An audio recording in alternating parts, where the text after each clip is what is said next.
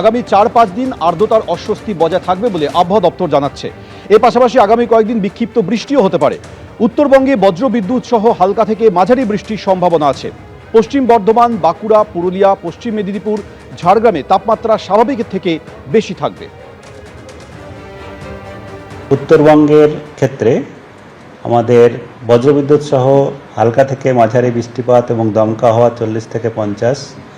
উপরের 5টা জেলাতে দার্জিলিং, কালিম্পং, জলপাইগুড়ি, আলিপুরদুয়ার, কুচবিহার এই 5টা জেলাতে প্রায় সর্বত্রই আগামী 2-3 দিন পর্যন্ত কন্টিনিউ করবে। দক্ষিণবঙ্গে এখন আমাদের পশ্চিমের জেলাগুলোতে মূলত পুরুলিয়া, পশ্চিম বর্ধমান, বাঁকুড়া, ঝাড়গ্রাম এবং পশ্চিম মেদিনীপুর এই জেলাগুলোতে তাপমাত্রা স্বাভাবিকের থেকে কিছুটা বেশি রয়েছে। বঙ্গোপসাগর থেকে এখন বাতাসের নিম্নস্তর ও গ্রাউন্ড লেভেলের কাছে যেহেতু প্রচুর পরিমাণে জলীয় বাষ্প প্রবেশ করছে আমাদের রাজ্যে, তার জন্যে আর্দ্রতাটা বেশি রয়েছে।